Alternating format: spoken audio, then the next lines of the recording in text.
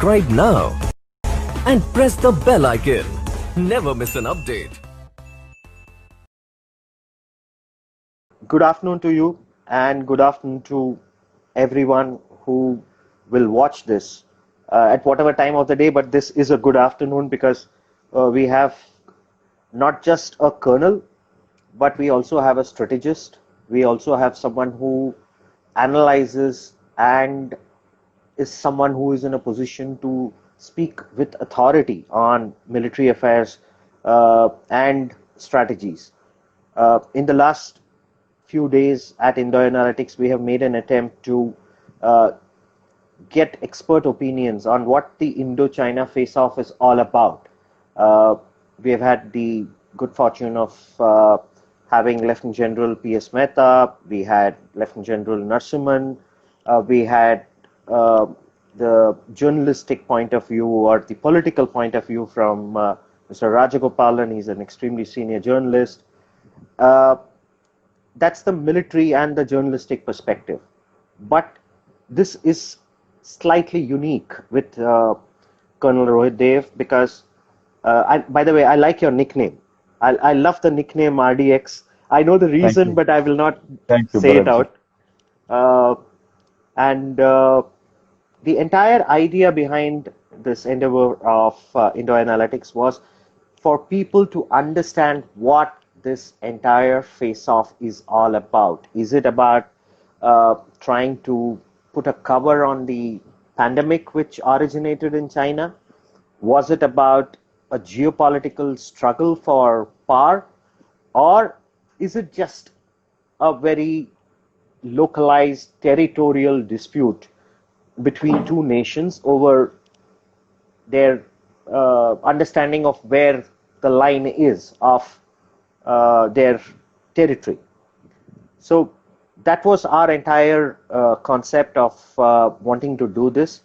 And yes, once we do the entire series, we would be doing a complete roundtable of all the experts to understand if there is any divergent views, because till now we have kind of understood that everyone agrees that, more or less like 90%, they are in agreement of what the issue is and what the problem we face, not just domestically but internationally is, and the way forward.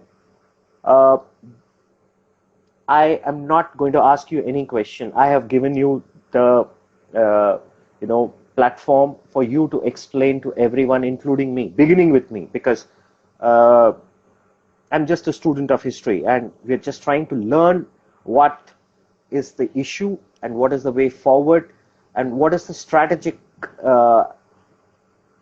aspect of the entire face-off.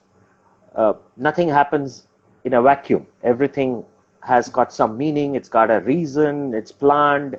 Even unforced errors sometimes give you very good dividends. So the platform is yours, and I'm sure people who are very eager to understand from the military strategic point of view. So it's over to you. Thank you, Bharatji, for having me on your show. Right. So I was talking about the status quo ante part. So yeah, it's difficult to go back to an ante today because China has come with a resolve to be here and dug its heels for a little longish tenure, if you may like that word. And it's nothing to get alarmed. It is to assess now.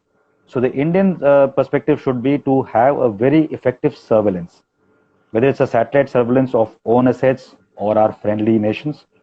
Is the int agencies which are working there. There are enough spies and moles working in the realm from other countries as well in China.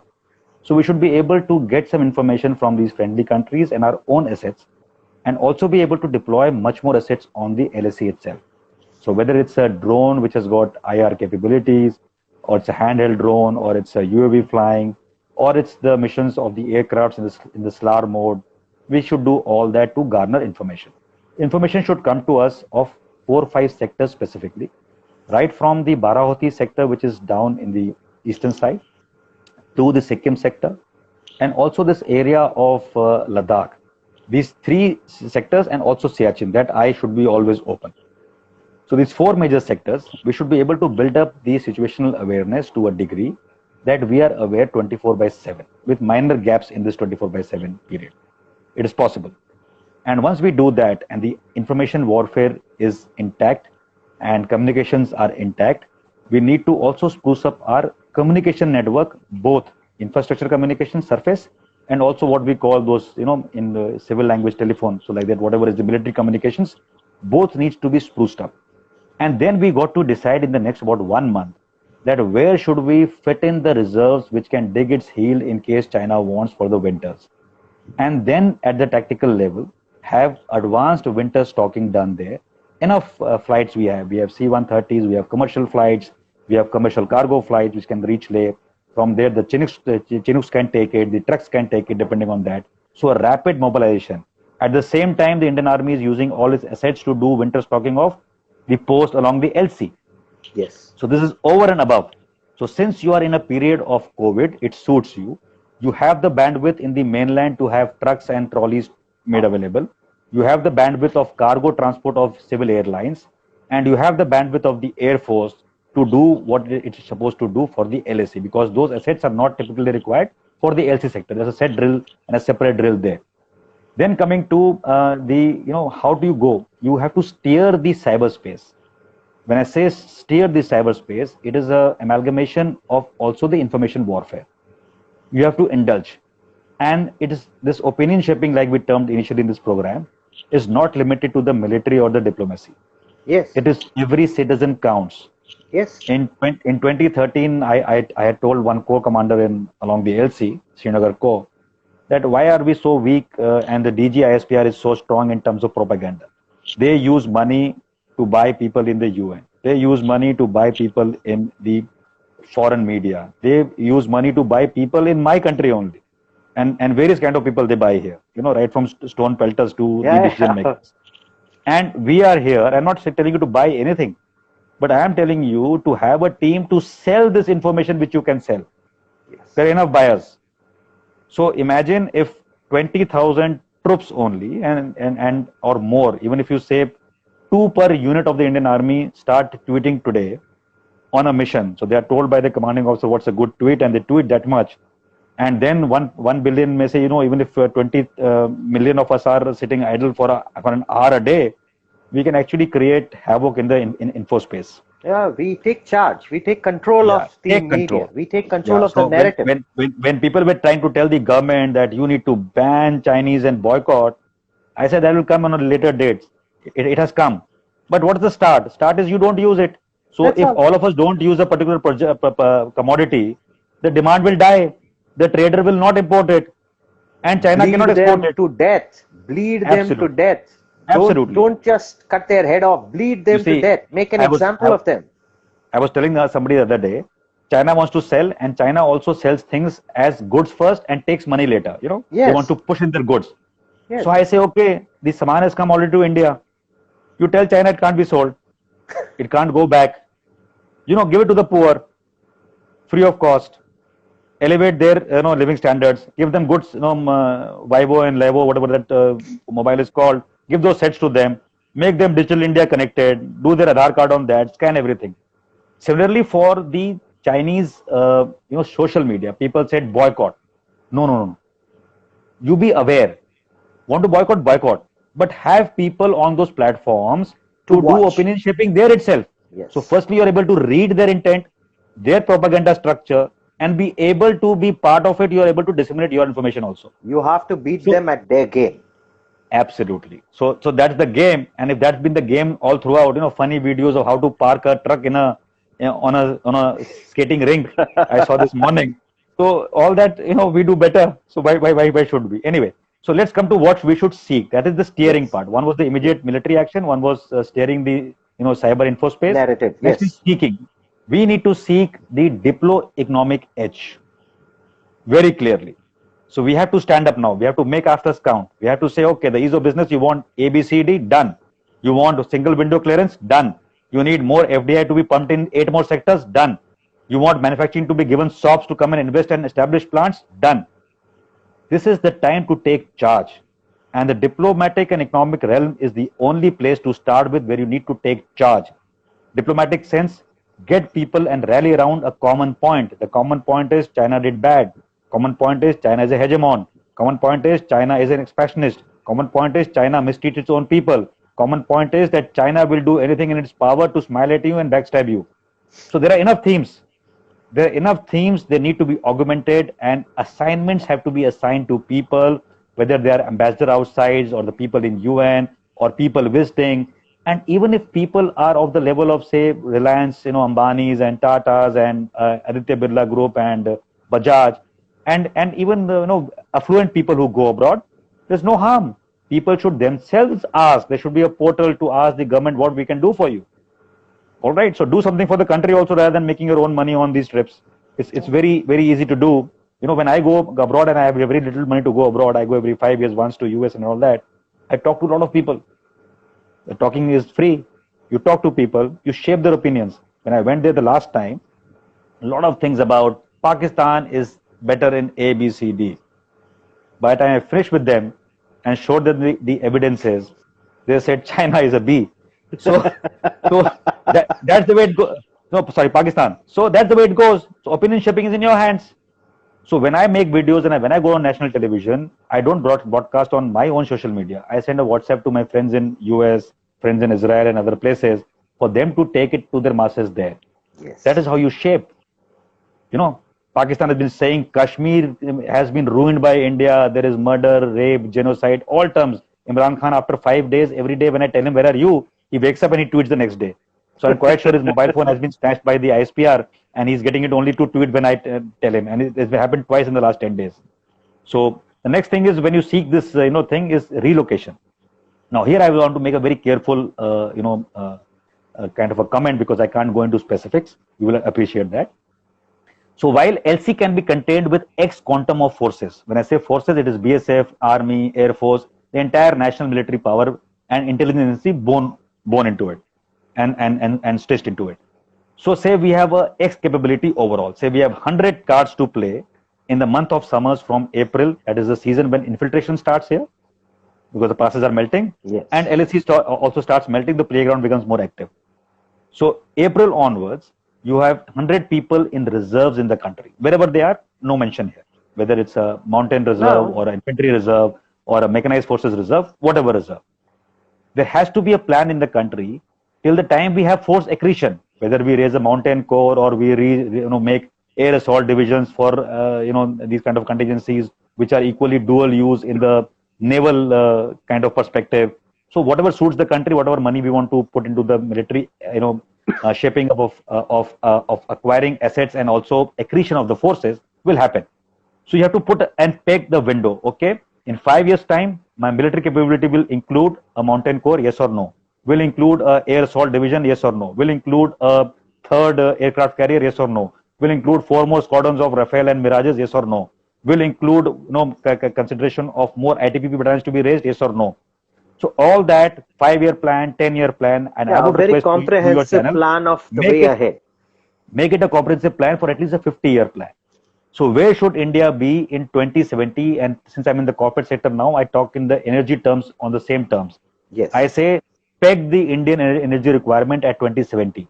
Similarly, peg the Indian requirement of military at 2070, your diplomatic requirement, your economic requirements, and then come down. Make a plan now, because every government can't come and plan for 5 years and then try to No, be in 5 years power. is too small a time. Yeah. 5 years is too small a time. Yeah. So these reserves need to be planned, and for the next 5 years, till you can't have this accretion, there should be a proper mobilization plan. Come March, X to move, Y to move in April, Z to move, block. After blocking these Chinese advances and the LCs taken care of, have reserves held at Chandigarh, Leh, wherever you want to be able to deploy in 8 hours, 9 hours, 12 hours, whatever. Equipment to be deployed so that your maintenance schedules in the winters, make sure that these equipment like tanks, ICVs, AD, engineer assets are available. Then you don't wake up suddenly when China has come and say, okay, now what's the availability state and readiness state? Don't see it now. Incidentally, let me tell you on your channel for the first time, Kargil was a good war. We won. A lot of sacrifice. But if you actually ask me at the tactical level and the operational level, we didn't do so well. There was no reason to have a Kargil in the first place if your eyes were up and about. And then that time our Prime Minister Vajpayee took a decision finally to limit that war to Kargil. All right, which gave us a lot of geopolitical advantage that we're trying to limit. But on the other hand, I'm quite sure the Indian armed forces and the polity also had the option of opening the other fronts, the Western front. Had we opened that, we could have eased pressure on this northern front. Yes. And the reason we couldn't open it at that time was of our preparedness states that time. So the governments before that didn't foresee 20 years, they only foresaw 5 years. So when this government came, it couldn't do what it wanted to do. Now, Your hands were tied. Your hands were tied. Yeah, hands were tied, not even tied. You didn't have the strategic thought to build up your national power to the level you were supposed to. There is a lack of foresight. There's a lack of foresight. Mr. George Fernandez talked about China then. And from then till now, what has happened? Zilch.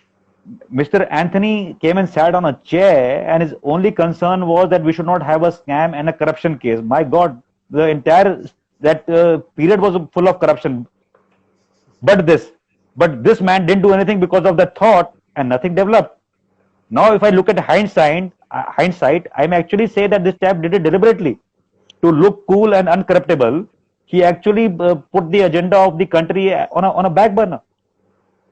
National power is not made over, like you said, 2 minutes noodles. It takes decades and centuries of effort. That clarity has to be there. So to expect the current dispensation of polity or the military to now suddenly drive out China from the plateau is even not even in Dalai Lama's thought. How can it be coming to military thought? That comes me to the point of Dalai Lama. In opinion shaping, Dalai Lama and the government in exile is a beautiful asset. They're talking. I've seen a couple of interviews of Dr. Lawang. It's a very positive asset. It's happening. Yes. So they should say, our country snatched from us, we want it back. So noises have to be made in all realms. So it's high time that Dalai Lama ji also spoke, a couple of times now. And let's see, I'm not pushing the Dalai Lama to speak. What I'm saying is, if the Indian geopolitical strength and the political intent, he should be encouraged is comfortable with that. He should be encouraged to speak. Absolutely. So that is one part of there. Then you come down to, finally, in the next 5 years, forward posturing will slowly become a norm, because at many places where we are weaker in the mobilization differential, which I explained, the Indian side cannot take it for granted that when they come, only we will go. Yes. So you will have to forward base. Forward base is another drain on the economy because it requires troops, it requires infrastructure, it requires supply chain, it requires everything. So you can't do it. So if the government is able to give 0.1% more of the GDP next year, so you can on that plan, okay, this road, this bridge, and these 8 battalion locations or 4 battalion locations to start with. Have a plan. And while you are planning at the places where China has come today, whether it's the high ground area or the Galwan area or the Pagangso area, be very wary. You saw patrol skirmish with that, mask on in Sikkim the other day on television.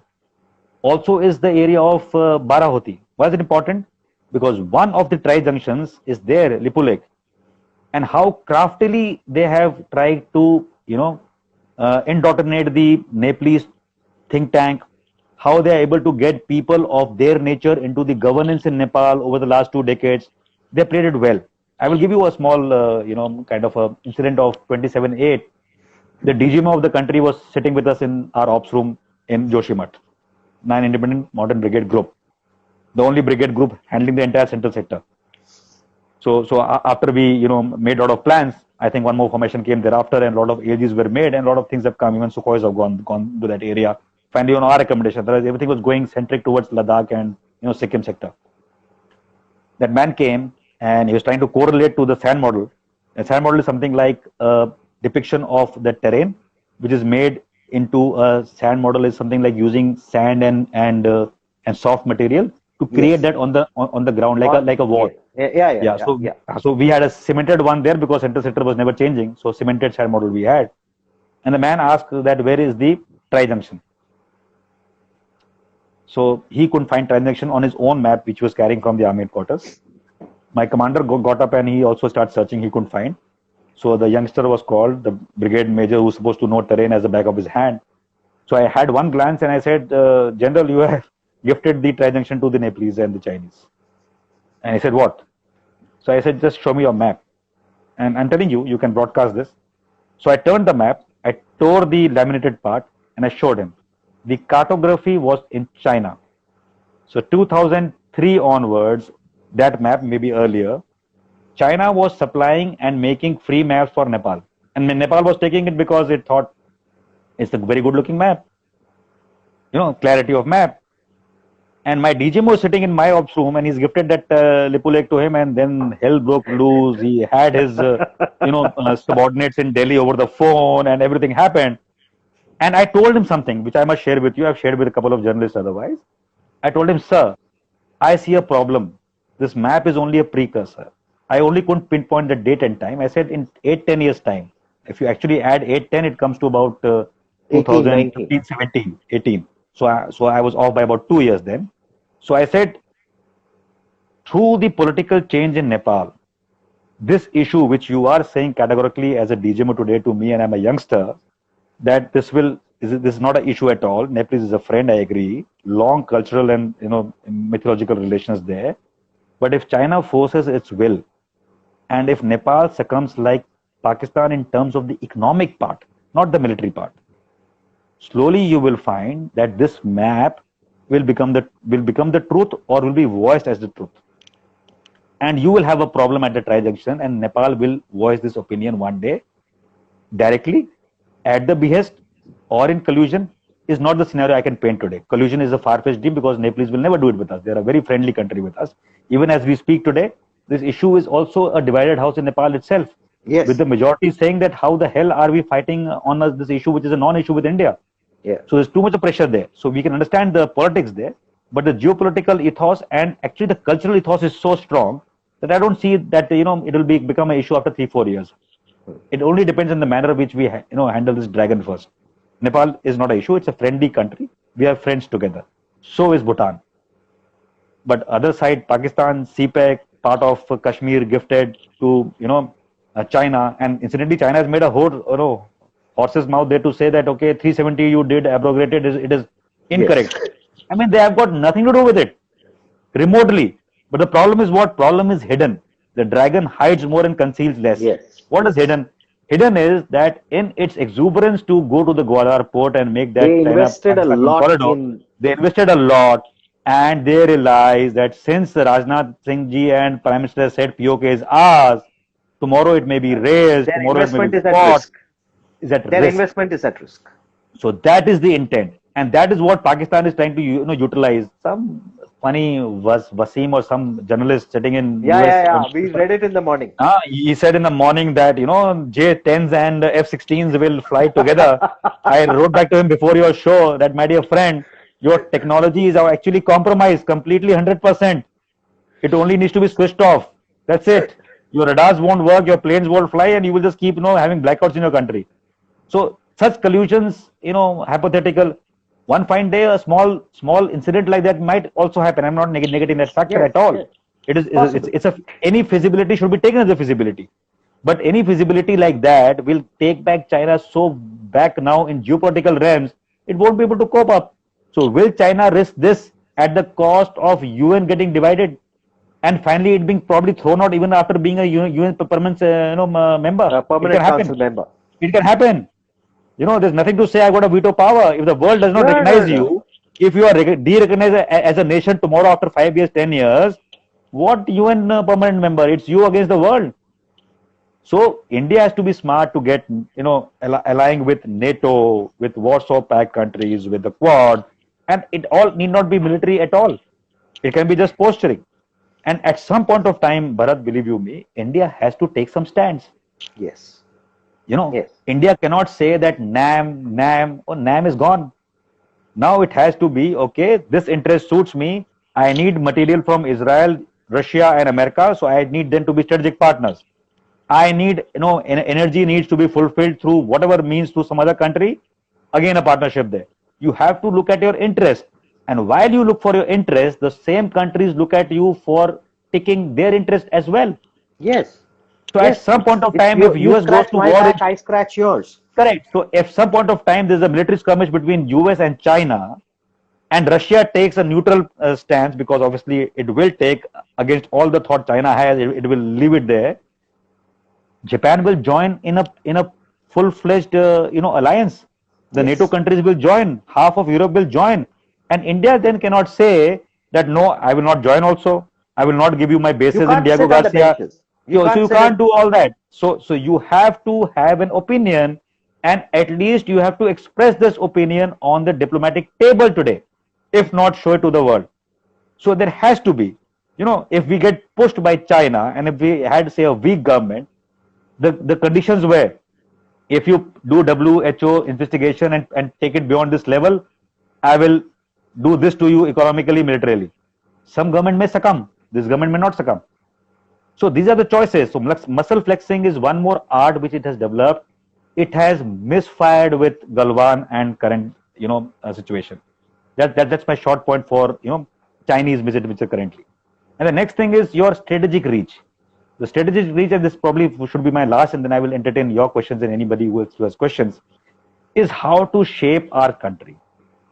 I will touch very briefly on macro issues. Diplomatically, we have to make more friends, we have to be more recognized. And even if China has gone to some African nations and Eurasian nations and tried to give them sops, and to buy them out economically, we have to make forays there as well, either alone or as joint ventures with other nations, to uproot the Chinese influence. It has to be a diplomatic drive driven by economic considerations, military considerations, and also cultural considerations. At times it plays. When you go to Russia, long time we used to read a lot of books when they used to come from Russia at rupees 250 paise and all that books I have Yeah, read. yeah. And there used to be a huge sale in schools. That Early connect 80s. Early 80s. early 80s.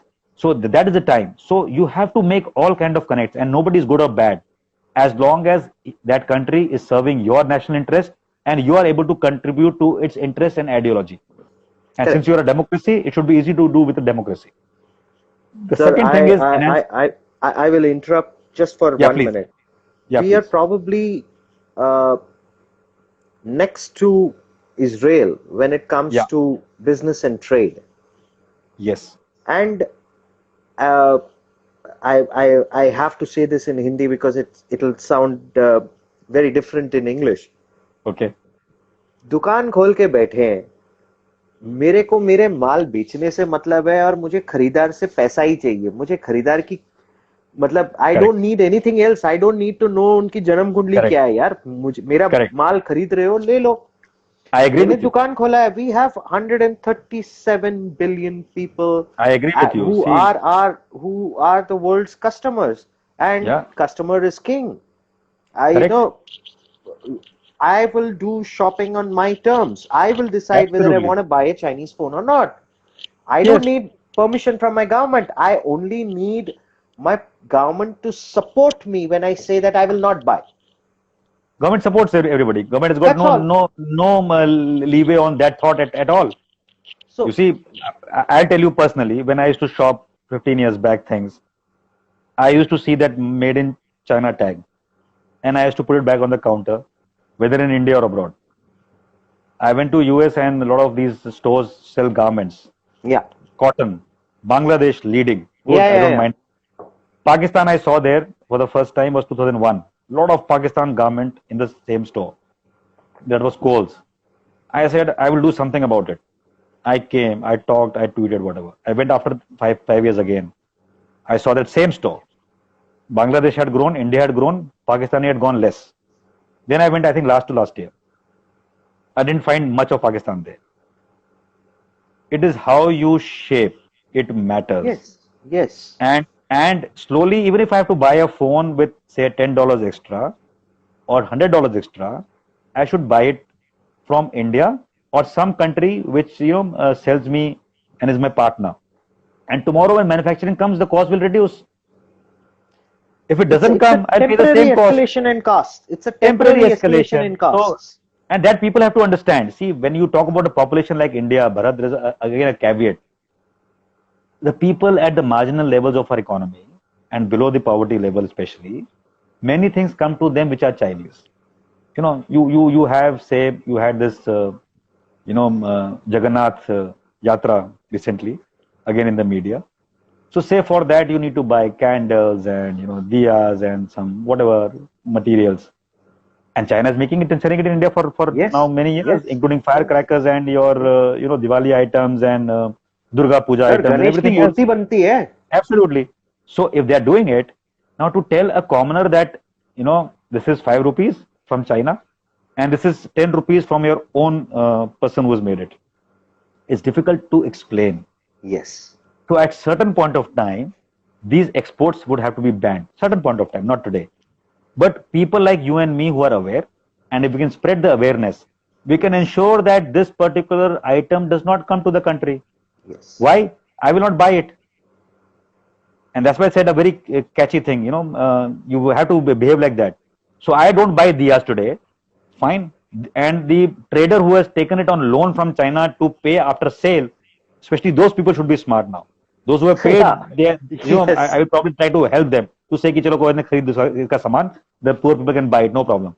But the ones which have come as a flood into the country, Yes. to be put here on the stocks without being paid for correctly and waiting for sales, tell China can't be sold. And gift it to the marginalized lot, gift it to the poor people, whatever it is, gift it. And then end it. And then don't buy it. So the demand is driven by the population, not by the government. Yes. Yes. The government is only a facilitator to the entire Government can trade. decide on big ticket projects. I will tell you, I'm talking very unethical probably. Let me tell you this. A lot of these vendor, portals have opened, so tenders happen. So one thing happened and they got a tender in which Tatas and the others were off by about 10, 12 crores only. Yes. And that same morning 16 or crores. midnight, 16 crores. midnight I saw it and I put it on the Twitter. It caught on and finally that went down the drain. Yeah. What is happening in Maharashtra is a different issue. That is a political decision to be taken finally because they firstly said no. And obviously the hands at their back must have said to cuff up more and say yes, so they did that. No problem. But when you see the scenario here, it's very easy. The government can always do a reverse bid. Can go on that mode. Even if you're doing a reverse bid, you can freeze or hold the thing and let your Indian firms know what the rate is going. What's the problem? I mean, it may be unethical globally, but do it with China. Na? If one particular country is not ethical, why do you have to be a Harishchandra there? You have to treat the country in the same coin. How come Indian manufacturing, which is also competitive as per the quality of Chinese construction and other things, is not getting a foothold in China itself? How come they are getting it in India? Tata Steel. It's a very uneven. It's an uneven trade. It's an uneven trade. And plus, where we were very good in steel, we were good in construction. We were becoming better. And suddenly, over the 2 decades, and maybe prior to this government's coming, we started losing everything very fast. And then the Prime Minister will go and sign a Paris Agreement, and you have to hold those agreements, reduce the imports. How will our manufacturing cope up if you give soaps to an enemy? You've been following last 3-4 days. No, Savio has gone to the court with a case. That thing I put it out again in the night, and I marked a lot of people there. You see that initial tweet, and I was not sure about that photo actually, but I saw it, so I put it, and I asked Rahul Gandhi only, is this photoshopped? And I said, if it's photoshopped, then you should be barred from national security matters. Yeah. If it is not, then come out. So thank God he's not taken me to the courts for it, but because I asked him a question, I didn't charge him for a allegation. But Savio has gone with the allegation to the court now. So then is your capability building. Now Navy and Air Force. Now listen to this, Bharat, because there's a lot of dilemma in our military thought process and the political decision making. And the CDS says something, the chief says something, and everybody's got a little divergence there in thought. You don't have to look at a military capability to look at Pakistan. We have been too much Pakistan-centric for the last 3 decades or 4 decades. Yeah, we're giving too much importance to them. Too much. So our entire focus, our procurement, infrastructure, surface communication, military readiness has been focused there, whether it's from Kutch to the LC. And now, last maybe 10, 15 years, since 1990s probably, you can count the numbers, 30 years, it has been with the LC itself. Enough done. We have raised RRs, we have put more CRPF, last year after Doklam, done everything. So let's freeze that. Now we have got infiltration to a lower ebb because of our smart fence and what we were doing. We have killed more terrorists in the hinterland who have come inside from Pakistan. and we are at a stage to maintain some kind of a level there, which does not warrant so much of force. So the accretion of forces hereafter for 5-year plan, 10-year plan, 50-year plan should focus on two fronts. One is the LSE, which I said in 5-7 years, a little surge, and then maintain a momentum for the next 15 years to make it comfortable. You have to dig heels there. It is no more that land is open and he will come with a it's not it's not a free for all anymore. Yeah. The second capability is that once you talk about China getting encircled by the rat of the world, the rat may transform itself beyond the economic and the political terms into military terms. Yes. India has to dominate airspaces and seas and hold grounds in the wilderness, in the oceans, in the years to come, or it has to be a partner with some kind of a force which is going there. And suddenly you will not be able to produce an aircraft carrier. No. Suddenly you will not be able to produce a nuclear submarine or other submarine. Suddenly you will not be able to produce an amphibious assault division that time to be able to go and occupy for some islands. So it has to be a concerted thought. I'm not saying it's a priority for tomorrow morning, but I'm saying it sure is a priority for the 50th year, 30th year, and 20th from now. And planning, budgeting, and the mindset to achieve it has to start today. So we can't be a divided house in the military realm, or the military and the political realm to take a decision, or the military, political, and the economic realm to support the mission. All three have to sit through. I have also gained in my experience in the corporate sector that there is lack of synergy in ministries. It holds true for our national power and interest as well. China, a political commissar comes with that party which got thrashed. I don't know if he's also got thrashed. It's a separate issue. It's at that level. You don't need that level. But you certainly need a connect. You need a MOS level connect. You need a deeper exchange. You need the foreign ministry people, the polity, and the decision makers to understand operational level military, which they don't understand. Yes. Tactical, I'm not even saying. Yeah. But at least the operational level military. Operational level has to be understood. Everyone has to be on the same page. So a defense minister should visit and attend core level war games. If you can't reach it there today, at least go for your command level war games. Don't go for a 1 hour brief by the army commander and sir, we have got 5 recommendations. Understand what it means. If you can't understand, then call people like me. We'll tell you what it means so that you take a concerted decision. Too many things have been left into isolated compartments in our national power. Too many things have been left in the cupboard and the keys forgotten. It's time. Absolutely. So it's time they are revisited. If you understand this small thing, for example, you imagine a Rajnath Singh sitting in a Northern Army command war game. There is a MEA rep there. There is a water ministry person there who understands how the tap and dam is to be closed. Yes. There is I'm giving this off the cuff kind of ideas. And you may have even a Rohit Dev sitting there in that meetings who can guide you a little better probably, even if it's a colonel. Yes. Guide you a little better. And you go through that war game fully. You raise your doubts as a learner. And slowly you will find that the backbenches of bureaucracy sitting behind you will start understanding better. That earlier thing that they should all join and go for a small introductory kind of a tour with the military, it doesn't work beyond a point. No. You have to address the tactical level also and the operational level. My thing is start from the top. So if we have a defense minister, not from the defense background, but in his tenure of 5 years, he picks up what I'm saying, starts with the command level, lucky to win an election, come back again, go to the core level. I am telling you, the decision making and getting it done will be faster. How could a Fernandes go to Siachen? It will become more practical. Send the bureaucrats, and then send the best kid to Siachen in a matter of all 3 years. He did it, but he forced it. What I'm saying is enable people, enable bureaucrats, enable yourselves as politicians, decision makers, as cabinet committee of security. Don't go for just a visit and come back on a tank ride or a Sukhoi ride. It is good. It is good to signal. But what is more important is synergy. Synergy also is required between Home Ministry and the Defense Ministry. ITBP, BSF. The other day in a Times Now summit, I asked the chief that what more should you do in 3 aspects. One was corruption, of course, that I can talk some other day. One was the synergy. And he tells me, no, you're not aware, Colonel, we have enough synergy. No, that man was talking about Northern Command. As a CDS now, he doesn't understand that synergy is not Northern Command. It is BSF on the IB, which will fight a conventional war. It is the ITBP on the LAC realm, which is a different issue. And I have experienced nearly 3 decades in the shoes and 4th decade as a kid to see that the synergy is not there. When will you address it? So when I was a BM, I told my commander, let's in the war game called ITBP people.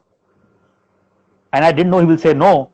So I already spoke to the DIG, ITBP, Dehradun, both of them, 2 sectors there, 8 battalions, and I told them this is the month we are looking at for the war game. Please be available. Yes, we'll be available. When I turned to my own people, they said, what the hell? They will know our plans. I go, what is our plan? It is our plan, included our. So I said, okay, fine. Now that I have put my neck out and invited them, don't shut me down as a young major. Let me call them. We will play plan not A, not B, not C, but plan D. So a hypothetical plan. I will make a suggestion and a operational, tactical picture for a plan which is not on the parameters of Army Headquarters or anybody else. Hypothetical. Let's war game it. And believe you me, Bharat, we war gamed a plan. So many suggestions came from the ITBP. I thrashed out the patrolling routes in concert with ITBP thereafter. I had the commandants in my office as a young major and we made a plan. We went to areas along that LAC where no patrol had gone in 35, 40 years, 50 years. We sent joint patrols. What a bonhomie. I hope it's continuing still. I'm not sure. It must be. And so many ideas of how to tactically occupy position, why to occupy came from the ITBP itself. They agreed to many of our things. We agreed to many of their things. And if actually that plan was the main plan, I'm quite sure it would have got brushed and honed to a large degree in those 4 days of war game. Beautifully done. And that is the synergy required. When you say go to war, people say, okay, that's teamwork. At the end of the day, I'll give you a example. Jaisalmer. I was in a Arjun brigade. So Arjun's take off, they go to Pakistan, we go, gung-ho, everybody's going to Pakistan. What is the rear area security? When you say the sleeper cells of Pakistan are in major numbers in Punjab and Rajasthan, because your armored formations are there. Fine. These territories and whatever is the intermediate landscape of other states in between and Jammu. So the sleeper cells get activated and they create a shindy behind in your rear areas. What will you do? What is your coordination with civil administration? How many times the police has come to war game this? We talk. War game. See the potential. How many vehicles, how many rifles, how many machine guns can come? How much can AD, air defense, can be deployed after going to war? Because the aircraft are going to come and bomb the rear. So that's battle preparedness. That's what is called making a tactic or making a strategy. I've gone ahead. Water bosses have gone. A pipeline burst. Is the civil water bosses going to come to the military cantonment or vice versa? Medical casualties both sides. Are you free to come to the military side? What is the bed capacity you want to develop that day? How many casualties do you anticipate? People used to work on an X figure from World War II days. When I went to these formations in Northern Command, I was the Colonel Q there. I was to look after this CAS, if I can, medical also. I changed those numbers. I made it 3 times at least. In some sectors, I made it 7 times. I said, now get me the beds. Because you're talking about World War when people were dispersed troops. The concentrations were not so high. The fires were not so accurate. Now remotely fired BVRs can come and hit your cantonments with precision munitions. So you can't. So there is a lot of synergy required, Bharat, and I think we have overshot our time. I don't know what time is currently on your clock. Yeah. I have, the entire idea behind having these series of talks is that we try and reach out to as many people as possible and educate them as to what is the issue and how to go about resolving them. Nobody, it's not our domain or it's not on our plate to tell people to take sides politically or otherwise. But as a nation, it's so simple. There are so many things that you were saying which are so practical and they're so simple to do. If I have a choice and I can afford it between buying a bottle of Bisleri and a bottle of Evian. It's my decision because Bisleri made, it's bottled water here. Yeah. And if I so want it, I'll buy a bottle of Evian. Or, that's as simple. Sure. So these things need to be shared with people. There won't be any questions. As I started, no Okay, questions. Because let me finish my part with two more things I have to say about please. So I was talking about the capabilities. So I said build up the internal capabilities. Yes. And also build up the capabilities militarily also for regional kind of if not dominance, for participation in events to unfold. It will come through someday. Second is all the enemies of your enemy or adversary should actually be your friends. So a good signaling done to Taiwan, vociferous talk about Hong Kong, Vietnam and other states should ensue. It should be vociferous, it should be vocal. Whether we do it or a government does it, I think both should do it. Yes. And these signaling should make a lot of noise. Why? I'll tell you. What can be made in China and be imported into India can actually also be assembled in Taiwan and imported into India. Yes. Yes. So I'm not saying that I'm snatching for my own manufacturing. I will take out of 105. But the 95 manufacturing units should go to people like Japan, Philippines, Taiwan, who should be my friends. Yes. So then I develop a synergy of equal trade with them, something to give, something to take, and my trade deficit and imbalance, becomes a little better. And whatever offset I have to do between this, 10, 16 billions and 68 of theirs, now I can find in small prices with the others. You must have seen electronic goods. They also come in large numbers assembled in Taiwan. Yes. Yeah. So it's a place for manufacturing. No problem. So America can take out 10 firms, put 2 in Taiwan, 2 in Philippines, 2 in wherever, and maybe 1 or 2 in India as well. Yeah, you kind of spread it thin. You spread yourself so thin that it becomes very difficult So your risk liabilities are getting reduced. Yes. Your over dependence on a particular manufacturing hub is getting reduced. Your markets are getting enhanced.